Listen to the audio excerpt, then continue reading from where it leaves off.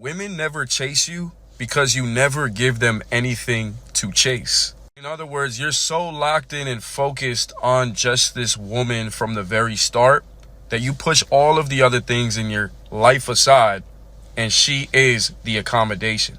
She becomes the biggest priority on your list. So you feel like you always have to make the time and you always have to be there. Now, am I telling you to go and ghost a bunch of women and that's how to get them? No. But what I am telling you is lock in and focus on your own life and then have a dating life attached to it. And watch how less time you really have to be there. And watch how much you being there occasionally is a lot more valuable than it once was. Always remember, scarce things hold value. If you're always there, you're never chaseable. Think about the guy who's comfortable at his job and does the bare minimum. He's not going overboard. He's not putting in extra effort. He knows every Friday that paycheck is going to hit, no matter how much effort he puts in. It's always there. So check this out, guys. What he's talking about is the business rule of supply and demand, right? This is a universal law of business, and it's tried and true. And it's literally a rule of the game. You understand? The more of you that the woman has, the less valuable you become. The less of you that she has, the more valuable you become. So what's the play? You have to be strategic about how you spend your time. For example, when you start dating a woman, you can't see her every day back to back to back to back. You got to give time to let it breathe. And guess what? It only makes sense because before you met that woman, you had a life. You had things you needed to do. You had a job. You had to go to the gym. You got to wash your ass. You got to cook. You got to take care of your house. You got to get your car washed. You got to go get your hair cut. You got friends, family, you got things to do. The problem with so many dudes is that they forget who they are. They literally forget their masculine identity. And they, like the dude said in the video, they put everything into the female and they start to cancel all the other things. And what you have to understand is, listen, the reason why she was attracted to you when she first met you is because you were probably on your way to go do something to make your life better. Or you probably just came from doing something to make your life better. Or you met her in the middle of doing something to make your life better. Why? Because you were focused on yourself, on your masculine identity. But when you lose that, that is exactly when you start to become less attractive. Think about it, guys. The more you focus on yourself is the more that you are grateful for yourself, your life. And then it's the more that you show appreciation for yourself and your life. And then you start to do things that raise the value for yourself and your life. You groom yourself, you take care of yourself, you wash, you organize, you clean, you embrace, you enhance, you add value to, you educate, you strengthen, right? You do things to make yourself better. And when she met you, that was the mode you were in. So why would you switch up the mode? Why would you replace everything on your schedule just to be about her? That doesn't make any sense. And we get a lot of guys who be like, oh, I ain't trying to date. I ain't trying to go out and holler at chicks or talk to chicks because it takes up too much of my time. The only reason why it takes up too much of your time is because you're too focused on the chicks. Listen, when we give you the suggestion of going out and talking to 25 women, right? Number one, it's a suggestion. Number two, going out to talk to women shouldn't just be about going out to talk to women. Going out, period, should be about you and fully enjoying your life. Going out, period, should be about you fully enjoying your life. So when you're out and you're enjoying your life, you could be going out with friends. You could be checking out something going on in the downtown area of your city. You could be going to a bar that you like. You could be going to a venue that you like. You could be checking out a food truck, a food festival, a wine tasting thing, Comic-Con, a convention, or something for work. Whatever it is you're doing, you could just be going for a walk. You could just go downtown and just check out what's going on downtown. Because some of us who live in big cities, there's always something going on downtown, right? So you could just be taking a trip to go downtown to see what's new because you haven't been downtown for a while, right? That's what you should be doing. When you go out, that's what you should be doing. You should be enjoying your life. Now, the suggestion of meeting or approaching or talking to 25 women should be something that you fit into you enjoying your life. For a lot of guys, when you hear the number 25, you think that we're telling you that you got to smash 25 women, or you think we're telling you that you have to get 25 women's numbers, or you have to get 25 women to call you back. And you put so much pressure on yourself. No, what we're saying is that in the course of you going about and enjoying your life, you should be able to come across a certain number of women that you can meet, engage with, and talk to, because that's how you get used to talking and meeting and approaching people in general, building your social skills, your ability to network, your ability to talk, your ability to relate.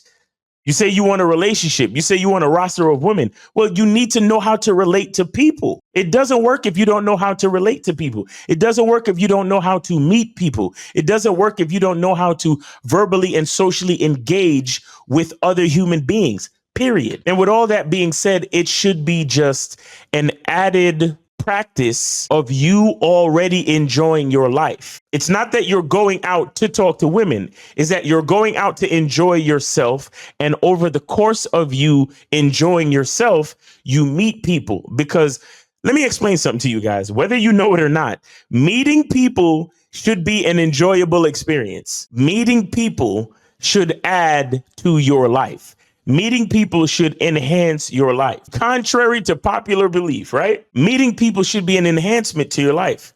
And the skill and the ability to meet people is something that we all have to work on. And truthfully, sometimes it gets a little bit critical that we work on it, because a lot of us spend so much time on the internet. A lot of us spend so much time on our phones and social media that we forget about the art and the craft and the science of actually relating to each other in real life. So in a lot of ways, it's actually becoming very critical for us to be able to do this. So again, it should be just a part of your lifestyle. It should be just a complement to you going out and enjoying your life. But you should always maintain your masculine identity. What does that mean? It means that your life doesn't change as soon as you meet a woman. It means that, if anything, double down on who you are, double down on the things that you need to do. And if the woman that you're talking to, if they seem like they are worth the time, then you give them some of your time, not all of your time. Guys, a first date shouldn't be longer than a half hour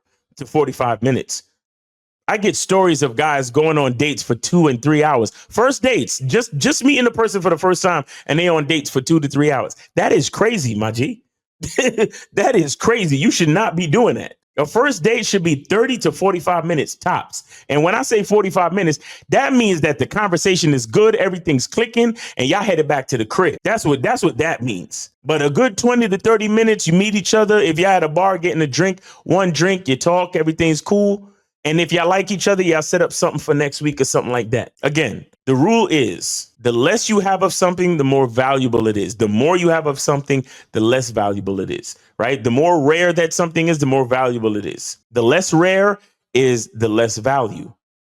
Okay. So in order to be rare, you don't go out of your way to, like he said in the video, I'm not saying for you to go ghost a bunch of people. I'm saying to continue to live your life as you've been living it, and fit dating and including other people into the peripherals of your time. So that means you have major things that you always do that you need to do for yourself, for your life, and for your masculine identity. And those things are a priority, and you should always do those things.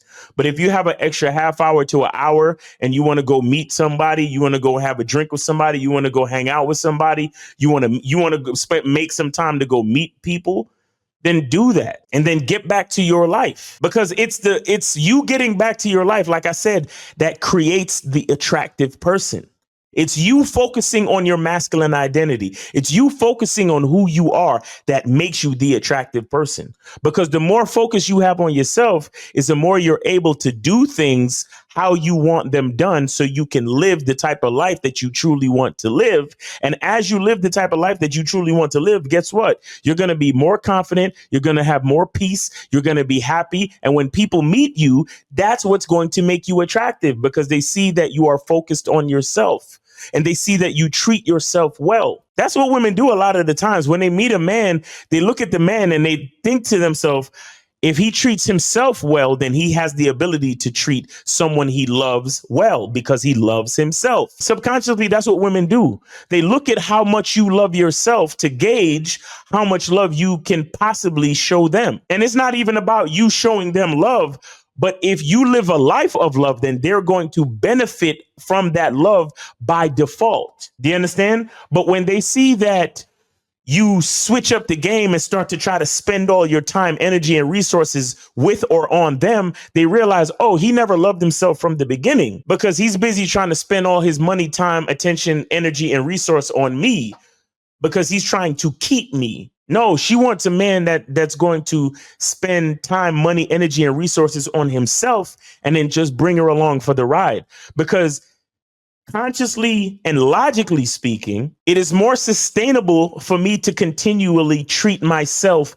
very well. So the woman is looking for a man that is focused on himself, that can sustain a certain lifestyle for himself. And so she can benefit from that lifestyle by default. But if you switch up your lifestyle and start to just benefit her, she realizes that that is unsustainable because it's more logical and it's more sustainable for you to show love to yourself than to show love to others. So she's always, whether it's subconsciously or consciously, looking for a man that loves himself, looking for a man with a masculine identity, looking for a man that is focused on who he is, because she knows that it's more sustainable. She knows that it makes more sense.